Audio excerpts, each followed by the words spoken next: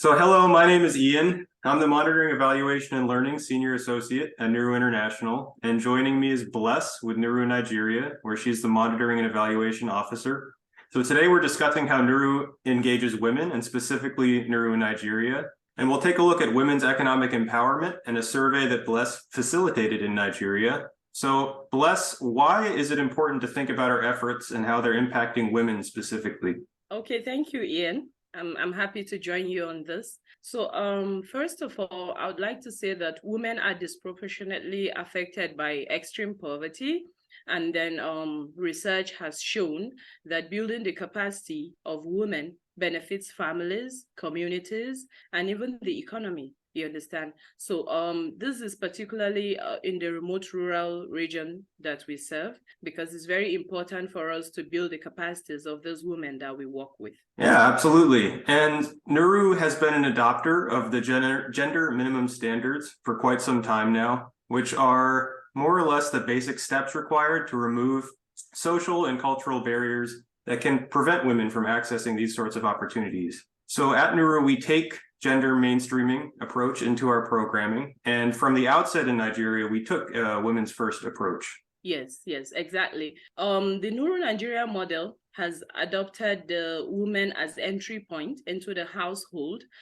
For example, in order for a household to be able to qualify for registration in Nuru Nigeria, the household must have a female or a woman, registered into the association. You understand? That's what qualifies a household to be able to qualify, and be registered into the Nuru Nigeria Farmer Association. Yeah, and that women's first approach, from what I understand, was a response to lessons that we had learned in Kenya and Ethiopia before we had started in Nigeria. So we pride ourselves on being a learning organization and being able to do that. So with that in mind, what are we learning now, Bless?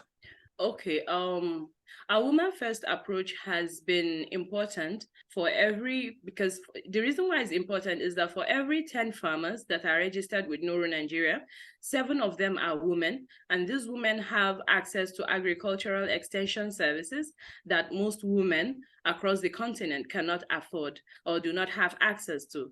We have achieved this incredible impact in Nigeria, you understand? And our farmers are increasing their crop yields from these extension services that they've been receiving, and also their incomes. So it's really exciting for us to see that this transformation is happening in the communities. Now, the goal for us here is to reach a place where we can see that income is equally accessible to both men and women within the household. So why does accessibility and access to income matter? It really matters, Ian, because access to income kind of like creates a door for us to begin with. Men and women have equal access to resources. Well, they are more likely to share decision-making power and responsibilities. And then when women and men have equal access to resources and decision-making, agricultural productivity also improves.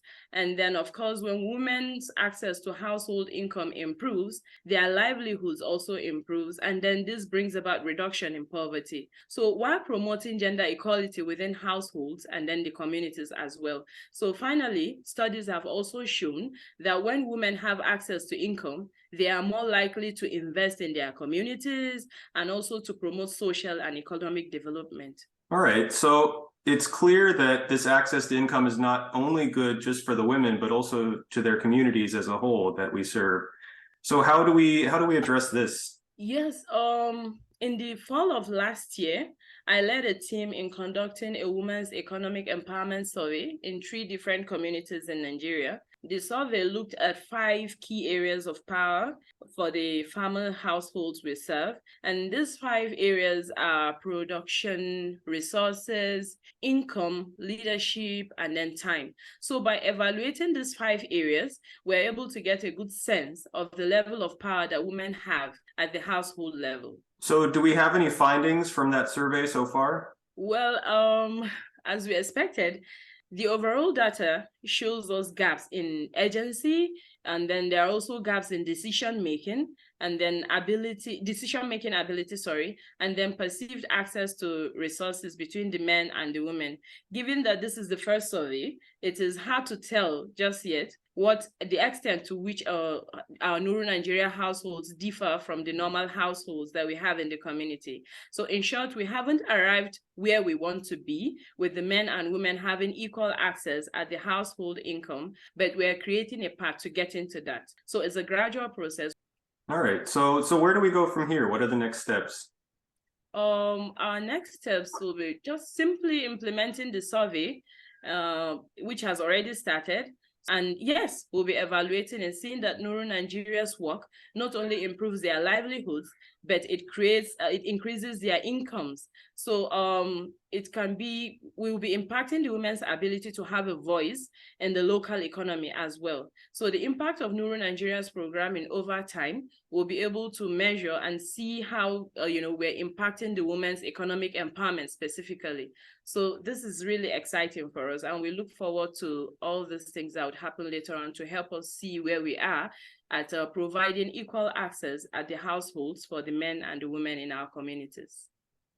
All right, that's great. Thank you, Bliss. Thank you, Ian.